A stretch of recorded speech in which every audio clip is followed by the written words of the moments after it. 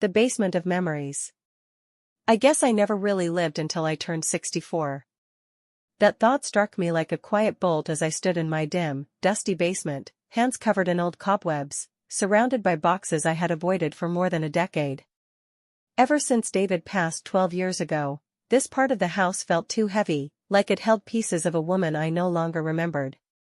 I, Elizabeth, had been widowed long enough for the loneliness to stop feeling sharp and start feeling ordinary. My days were simple. Predictable. Quiet. Until that morning, I had forced myself to come downstairs to finally declutter the basement. I opened the first box expecting tools or old Christmas decorations. Instead, I found a photo album. Thick. Faded. Neglected. When I flipped through it, I felt time bend. There I was, bright orange bikini, sand in my hair, sun in my smile, laughing like life was something I could hold in both hands. Page after page revealed a younger me I had almost forgotten, spontaneous, daring, alive. My throat tightened. Who was she, and when had I stopped being her? Then, footsteps. A soft thump against the basement door. I startled sharply and turned. There, descending the stairs with that lopsided confident smile, stood Bruce, my step-grandson. I hadn't seen him in 4 years. He was 27 now, broader, steadier, and carrying a cup of coffee like he had all the time in the world. Surprise, he said with a grin. Bruce? When on earth did you get here? My voice cracked from shock. Just now. Saw your car outside. Figured I'd visit. His eyes shifted to the photo album in my hands. Are those old pictures? Before I could hide them, he gently took the album and opened it. His expression changed. The admiration in his eyes was immediate and unmistakable. That's you, he whispered, almost breathless. You were, wow. His stunned sincerity made something warm spark inside me, something I hadn't felt in years. Happiness. Recognition. And something far more dangerous. I quickly closed the album, trying to steady myself. All right, enough nostalgia. Help me with these boxes. But deep inside, I knew the moment had already changed something. The album, the wine, and the truth we tried not to see. Bruce insisted we look through the album properly, as he called it. I hesitated. Not all those photos were modest or polite. Some showed a bold girl who didn't wait for permission to live. But his eager, respectful curiosity softened me. So I agreed. We sat on the dusty basement floor, shoulders close, too close, maybe, and flipped through the pages.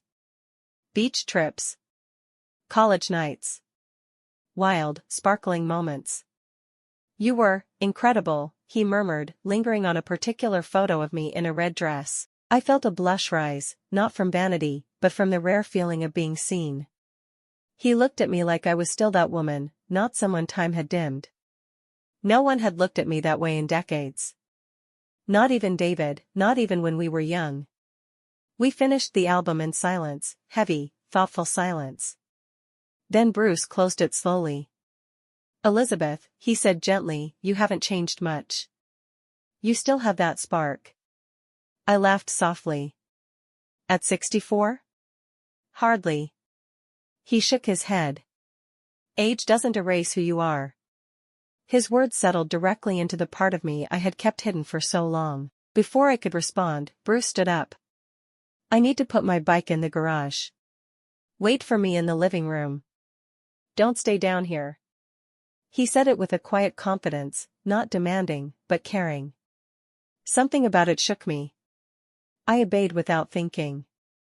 10 minutes later he returned, with a bottle of rose wine. My favorite. Where did you get this?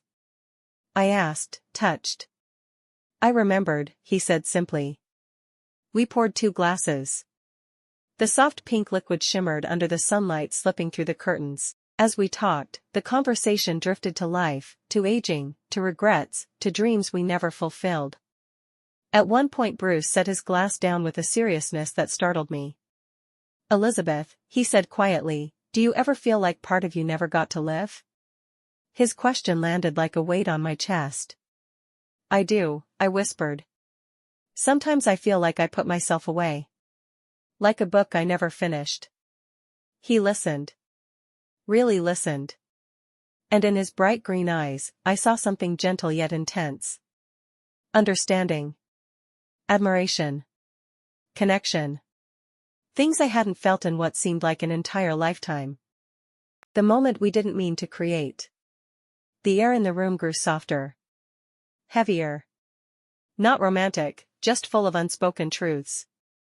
Bruce reached for my hand, not tightly, not boldly, just enough to show he cared.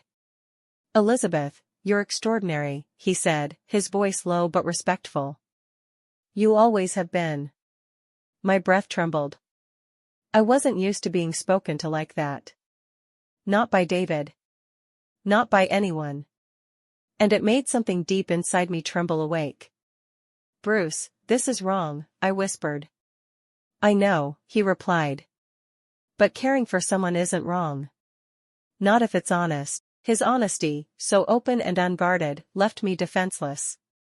I looked away, trying to gather myself. Trying to be the woman I was supposed to be. But the truth washed over me. I had been lonely for 12 long years. Lonely not just for company. But for being seen, heard, understood, valued.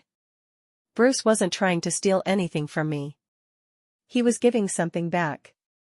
Something I never thought I'd feel again.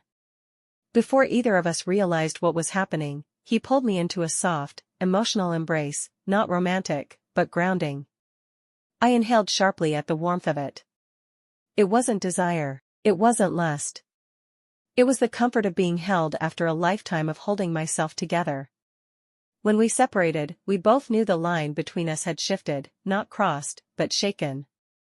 Bruce stepped back, his chest rising with a quiet, conflicted breath. I care about you, he said.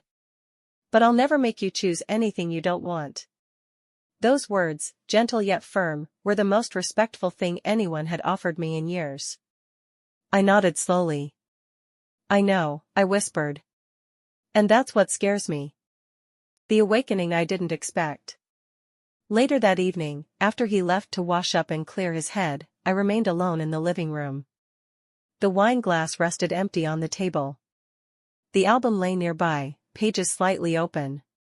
I stared at my reflection in the window, older, lined, but still carrying echoes of the woman in those photos. And I thought, I guess I never really lived until now. Not because of Bruce. But because of what that moment awakened in me, the realization that I had spent so many years shrinking myself. Hiding my passions. Letting time convince me I was done living. I had given loyalty to a marriage that rarely nourished me. I had given my youth to responsibilities. I had given my dreams to fear. And suddenly, through one complicated connection, I saw myself clearly again. Alive. Deserving. Human. Bruce returned, hair damp, expression softer. He didn't touch me. Didn't lean in. Didn't try to deepen anything. He simply sat beside me. Neither of us spoke for a while. Finally, he said, I'm sorry if I complicated your life. You didn't, I told him. You reminded me I still have one. He exhaled in relief, and for the first time in 12 years, I felt awake. Not because of romance.